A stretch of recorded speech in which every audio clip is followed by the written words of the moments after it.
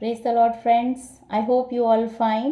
प्रभु आपको बहुत बहुत आशीषित करें। और आज का जो हम साबत स्कूल करेंगे, आज जो डेट है वो है 28 फरवरी और दिन है आज बुधवार।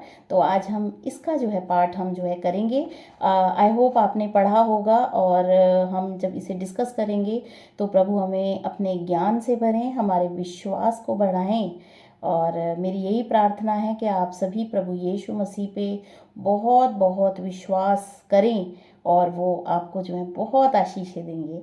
हमारे विश्वास में ही जो है सामर्थ है। प्रभु यीशु मसीह ने कहा, अगर आप विश्वास करते हो तो तुम्हारे लिए कुछ भी हो सकता है। तो विश्वास को बढ़ाना हमारे लिए बहुत ज़रूरी है। और मेरा जो ये मैंने कोशिश की है कि मैं सबत स्कूल को हम पढ़ें, हम समझें, तो ये कोशिश मेरी इसीलिए है कि हम मसीहों को जो है हम विश्वास में हम बढ़ सकें। तो प्रभु आप सभी को आशीष दें। और अब हम शुरू करते हैं। इसमें जो आज का हेडिंग है वो है सनातन राजा। सनातन राजा, प्रभु यीशु मसीह को राजाओं का राजा कहा जाता है क्योंकि वो उसको जो है सनातन राजा कहा जाता है, जो कि जो है ऑल माइटी गॉड जो है प्रभु यीशु मसीह, और उनको सनातन एक राजा के रूप में जो है बाइबल परिभाषित करती है। यहोवा महान राजा है। यहोवा पृथ्वी का बनाने वाला है, पृथ्वी और आकाश का बनाने वाला यहोवा है। और यहोवा जो है महान है। प्रभु यीशु मसीह महान है। प्रभु यीशु मसीह पे पूर्ण विश्वास के साथ हम अपने जीवन में आगे बढ़ें तो वो हमें जो है स्वर्ग ले जाने के लिए जो है तैयार हैं। हम पूरा विश्वास उनके ऊपर करें। तो शुरू करते हैं। भजन जो है भजन संहिता से हम पढ़ रहे हैं, जैसे कि आपको पता ही होगा। भजन अध्याय 110 और उसकी फर्स्ट 2, 3 और 5 और 6 वर्सेस हम पढ़ेंगे। पहले कुछ हम बाइबल वर्सेस पढ़ेंगे और फिर हम उनके ऊपर मनन करेंगे। इसमें लिखा है, परमेश्वर और उसका चुना हुआ राजा, मेरे प्रभु से यहोवा की वाणी यह है कि तू मेरे दाहिने हाथ बैठ, जब तक कि मैं तेरे शत्रुओं को तेरे चरणों की चौकी ना कर दूं। 110 की जो दूसरी वर्स है वो ये कहती है, तेरे पराक्रम का राजदंड यहोवा सिय्योन से बढ़ाएगा, तू अपने शत्रुओं के बीच में शासन कर। तेरी प्रजा के लोग तेरे पराक्रम के दिन स्वेच्छा बलि बनते हैं। तेरे जवान लोग पवित्रता से शोभायमान और भोर के गर्भ से जन्मी हुई ओस के समान तेरे पास हैं। प्रभु तेरी दाहिनी ओर होकर अपने क्रोध के दिन राजाओं को चूर कर देगा। वह जाति जाति में न्याय चुकाएगा। रणभूमि शवों से भर जाएगी। वह लंबे चौड़े देश के प्रधान को चूर चूर कर देगा। और भजन संहिता 89 की 4th वर्स बताती है, मैं तेरे वंश को सदा स्थिर रखूंगा और तेरी राजगद्दी को पीढ़ी से पीढ़ी तक बनाए रखूंगा। इसमें हम कुछ वर्सेस पढ़ेंगे इसी भजन संहिता की किताब से। और भजन संहिता की 89 जो 89 अध्याय है उसमें हमें पढ़ना है 13 से लेके 18 तक।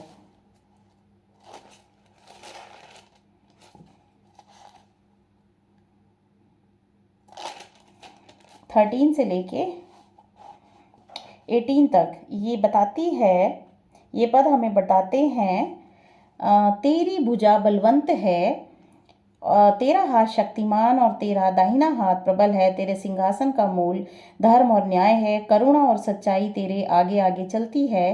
क्या ही धन्य है वह समाज जो आनंद के ललकार को पहचानता है। हे यहोवा, वे लोग तेरे मुख के प्रकाश में चलते हैं। वे तेरे नाम के हेतु दिन भर मगन रहते हैं और तेरे धर्म के कारण महान हो जाते हैं, क्योंकि तू उनके बल की शोभा है और अपनी प्रसन्नता से हमारे सींग को ऊंचा करेगा। क्योंकि हमारी ढाल यहोवा की ओर से है, हमारा राजा इज़राइल के पवित्र की ओर से है।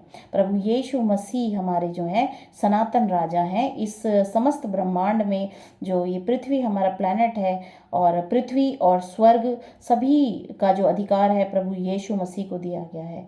और हम इसमें आगे पढ़ते हैं कि अध्याय मैं 2 भी पढ़ना चाहूँगी। भजन संहिता की किताब उसका अध्याय 2। भजन संहिता की किताब को आप पढ़ेंगे तो आपको जो है बहुत ही अच्छा लगेगा। इसमें जो परमेश्वर की स्तुति की गई है वो बहुत ही आप अपने हृदय से फील करेंगे कि बहुत आपको अच्छा लगेगा। और हमें प्रभु की जो है स्तुति करने की बहुत ज़रूरत है, क्योंकि वो हमारे हृदय को विश्वास और शांति से भरती है। और मैं पढ़ना चाहूँगी अध्याय 2। इसमें जो है लिखा है, परमेश्वर का अभिषिक्त राजा। यहाँ पे प्रभु यीशु मसीह के बारे में बात हो रही है। जाति जाति के लोग क्यों हुल्लड़ मचाते हैं और देश देश के लोग व्यर्थ बातें क्यों सोच रहे हैं। यहोवा और उसके अभिषिक्त के विरुद्ध पृथ्वी के राजा मिलकर और हाकिम आपस में सम्मति करके कहते हैं, आओ हम उनके बंधन तोड़ डालें और उनकी रस्सियों को अपने ऊपर से उतार फेंकें। वह जो स्वर्ग में विराजमान है हंसेगा, प्रभु उनको ठट्ठों में उड़ाएगा। तब वह उनसे क्रोध में बातें कहेगा और क्रोध में कहकर उन्हें घबरा देगा। मैं तो अपने ठहराए हुए राजा को अपने पवित्र पर्वत सिय्योन की राजगद्दी पर बैठा चुका हूँ। मैं उस वचन का प्रचार करूँगा जो यहोवा ने मुझसे कहा, तू मेरा पुत्र है, आज तू मुझसे उत्पन्न हुआ। मुझसे मांग और मैं जाति जाति के लोगों को तेरी संपत्ति होने के लिए और दूर दूर के देशों को तेरी निज भूमि बनने के लिए दे दूंगा। तू उन्हें लोहे के डंडे से टुकड़े टुकड़े करेगा, तो कुम्हार के बर्तन के समान उन्हें चकनाचूर कर डालेगा। इसीलिए अब हे राजाओं, बुद्धिमान बनो, हे पृथ्वी के न्यायियों, यह उपदेश ग्रहण करो। डरते हुए यहोवा की उपासना करो और कांपते हुए मगन हो। पुत्र को चूमो, ऐसा न हो कि वह क्रोध करे और तुम मार्ग ही में नष्ट हो जाओ, क्योंकि क्षण भर में उसका क्रोध भड़कने को है। धन्य है वे जिनका भरोसा उस पर है। तो हम जो है प्रभु यीशु मसीह पे पूर्ण विश्वास लेके आए, और प्रभु हमारा अभिषिक्त राजा है, हमारे प्राण को बचाने वाला परमेश्वर है। तो यहाँ पे हम देखते हैं कि ये जो हमने भजन संहिता से कुछ चैप्टर्स पढ़े, ये पद हमें हमारे राजा यीशु के बारे में क्या सिखाते हैं। हम इन पे मनन करें। प्रभु यीशु मसीह के बारे में ये पद हमें सिखाते हैं कि प्रभु यीशु मसीह को ही धरती और स्वर्ग में जो है सभी अधिकार दे दिए गए हैं। मत्ती अध्याय 28 में प्रभु यीशु मसीह ने कहा, स्वर्ग और धरती का जो सारा राज्य है वो मुझे दे दिया गया है।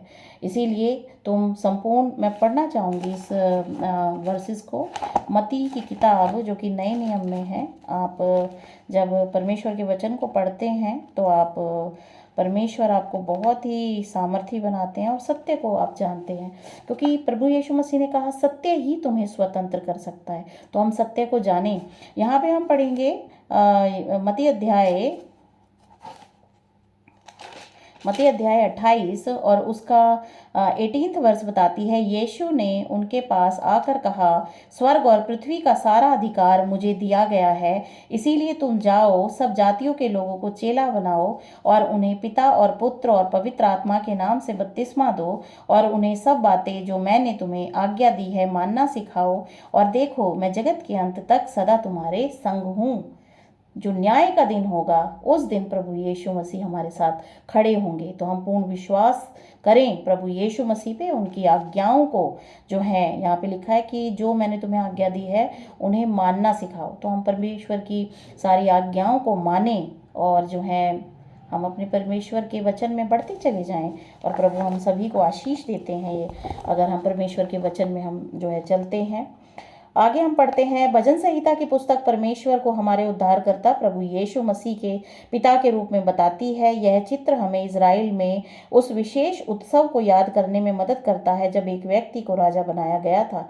परमेश्वर ने राजा को अपने पुत्र के रूप में अपनाया और राजा से एक वादा किया। यहाँ पे परमेश्वर जो है प्रभु यीशु मसीह को राजा बनाते हैं। समस्त स्वर्ग और पृथ्वी का जो सारा राज्य अधिकार है प्रभु यीशु मसीह को दिया गया है। तो हमारा जो परमेश्वर द्वारा जो अभिषिक्त राजा है वो प्रभु यीशु मसीह हैं।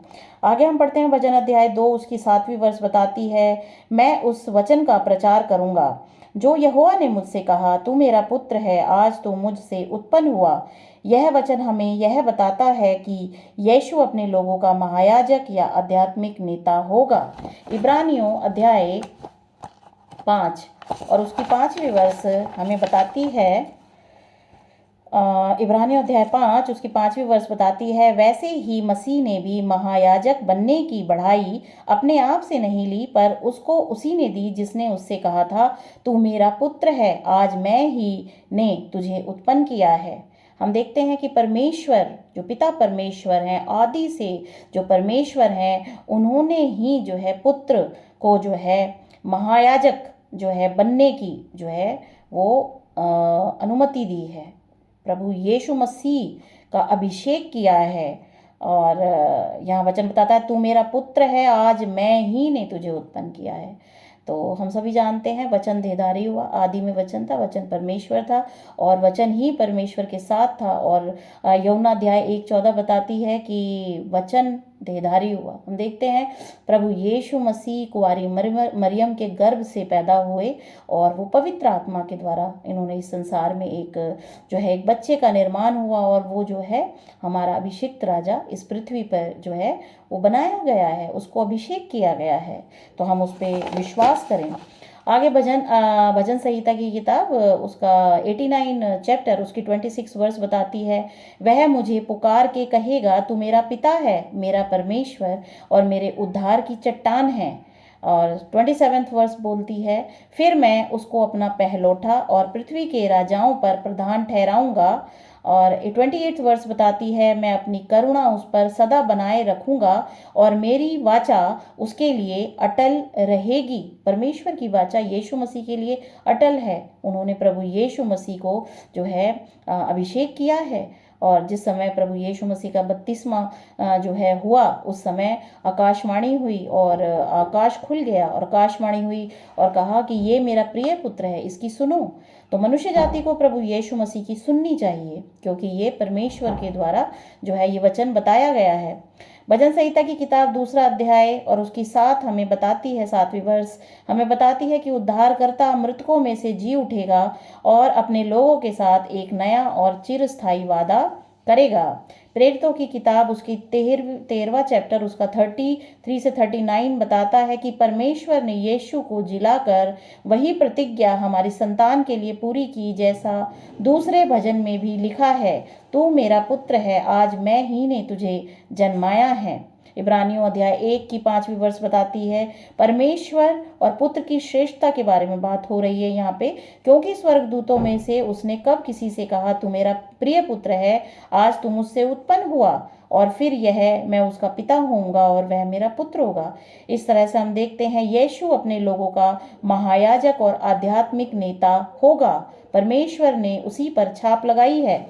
उद्धारकर्ता यीशु मसीह परमेश्वर के दाहिनी ओर बैठता है। सम्मान का यह स्थान दर्शाता है कि यीशु मसीह सर्वशक्तिमान है और उसका सारी पृथ्वी पर नियंत्रण है। भजन संहिता की किताब 110 की पहली वर्ष बताती है, परमेश्वर और उसका चुना हुआ राज्य के बारे में यहाँ पे लिखा है, मेरे प्रभु से यहोवा की वाणी यह है कि तू मेरे दाहिने हाथ बैठ, जब तक मैं तेरे शत्रुओं को तेरे चरणों की चौकी ना कर दूं। प्रेरितों की किताब उसके 7वें अध्याय में लिखा है, 55 और 56 वर्ष बताती है, जब स्तीफनुस जो है उस पर पथराव किया गया तो लिखा है, परंतु स्तीफनुस ने पवित्र आत्मा से परिपूर्ण होकर स्वर्ग की ओर देखा और परमेश्वर की महिमा को और यीशु को परमेश्वर के दाहिने ओर खड़ा हुआ देख कर कहा, देखो मैं स्वर्ग को खुला हुआ और मनुष्य के पुत्र को परमेश्वर के दाहिनी ओर खड़ा हुआ देखता हूँ। जब परमेश्वर और शैतान के बीच विश्वव्यापी युद्ध समाप्त हो जाएगा तो परमेश्वर यीशु के सभी शत्रुओं को अपने नियंत्रण में कर लेगा। मृत्यु क्यों? क्योंकि प्रभु यीशु मसीह जो है उसके लोगों को नया जीवन देंगे, जो कि हमेशा हमेशा प्रभु के साथ स्वर्ग में रहेंगे।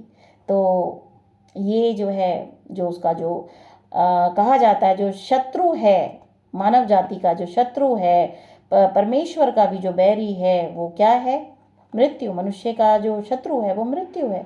तो यहाँ पे जो मृत्यु की बात हुई है कि मैं तेरे बैरियों को तेरे पैर की चौकी ना कर दूं, तो यहाँ पे मृत्यु को जो है हरा के जीवन जो है उत्पन्न होगा, अनंत जीवन उत्पन्न होगा और वहाँ कोई भी जो है विरोध नहीं होगा, वहाँ कोई भी, और जो महान विवाद है वो हमेशा हमेशा के लिए खत्म हो जाएगा। भजन संहिता की किताब 110 की 2री वर्ष बताती है, तेरे पराक्रम का राजदंड यहोवा सिय्योन से बढ़ाएगा, तू अपने शत्रुओं के बीच में शासन कर। प्रभु यीशु मसीह के द्वारा जो दिया गया जीवन है वो जो है मृत्यु पे शासन करेगा। अब मृत्यु ना रहेगी और जीवन ही जीवन होगा। भजन संहिता 2 अध्याय और 9वें वर्ष बताते हैं, तू उन्हें लोहे के डंडे से टुकड़े टुकड़े करेगा, तो कुम्हार के बर्तन के समान उन्हें चकनाचूर कर डालेगा।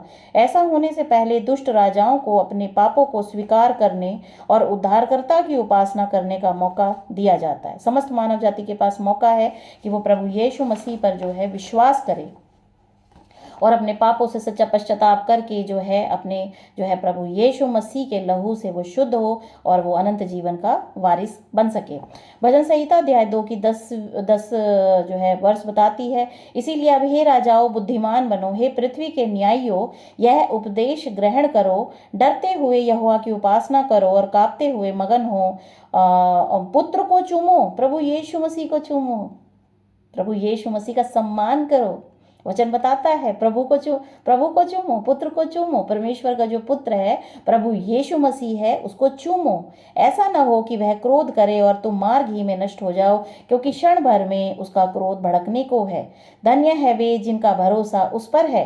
दानियल की किताब उसके 7वां अध्याय में लिखा है, हम यीशु मसीह द्वारा अपने शत्रुओं के विरुद्ध लड़ाई जीतने के बाद भविष्य की एक तस्वीर देखते हैं जहाँ पे मृत्यु अब ना होगी।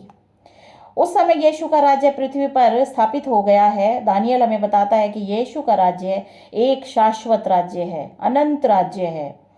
और दानियल की किताब उसकी 7वां अध्याय उसकी 27 वर्ष बताती है, तब राज्य और प्रभुता और धरती पर के राज्य की महिमा परम प्रधान ही की प्रजा अर्थात उसके पवित्र लोगों को दी जाएगी। उसका राज्य सदा का राज्य है और सब प्रभुता करने वाले उसके अधीन होंगे और उसकी आज्ञा मानेंगे। और आगे बताया जा रहा है सबत स्कूल में, क्रूस के कारण हम इस प्रतिज्ञा पे भरोसा रख सकते हैं, क्योंकि क्रूस पर प्रभु यीशु मसीह ने जो है अपने लहू को बहाया है, जिससे कि उन्होंने हमें खरीद लिया है। अब हम मृत्यु के नहीं, अब हम जीवन के अधिकारी हैं, हम स्वर्ग के अधिकारी हैं, स्वर्ग के वारिस हैं। हम विश्वास करें परमेश्वर के इस वचन पे। परमेश्वर उन सभी को आशीर्वाद देने का वादा करता है जो राजा यीशु पर भरोसा करते हैं। भजन संहिता 2:12 में लिखा है, पुत्र को चूमो, ऐसा ना हो कि वह क्रोध करे और तुम मार्ग ही में नष्ट हो जाओ, क्योंकि क्षण भर में उसका क्रोध भड़कने को है। धन्य है वे जिनका भरोसा उस पर है। परमेश्वर के लोग खुशी से भरे हुए हैं, क्योंकि उनका उद्धारकर्ता उनका राजा है। वह एक पवित्र राजा है और उसका राज्य भी पवित्र है। भजन संहिता 89 चैप्टर और उसकी 15 से 17 वर्ष बताती हैं, क्या ही धन्य है वह समाज जो आनंद के ललकार को पहचानता है। हे यहोवा, वे लोग तेरे मुख के प्रकाश में चलते हैं, वे तेरे नाम के हेतु दिन भर मगन रहते हैं और तेरे धर्म के कारण महान हो जाते हैं, क्योंकि तू उनके बल की शोभा है और अपनी प्रसन्नता से हमारे सींग को ऊंचा करेगा। और क्योंकि हमारी ढाल यहोवा की ओर से है, हमारा राज्य इज़राइल के पवित्र की ओर से है।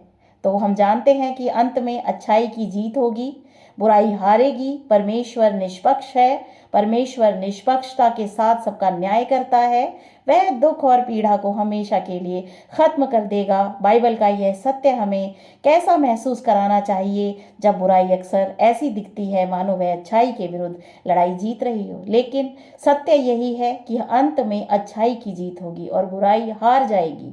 इसीलिए वचन बताता है बुराई से दूर रहो। हमें जो है परमेश्वर के वचन को हमें ग्रहण करना, अपने हृदय में मानना है और प्रभु की आशीषें हमेशा हमारे साथ हैं। तो प्रभु आप सभी को बहुत बहुत आशीष दें। आमीन।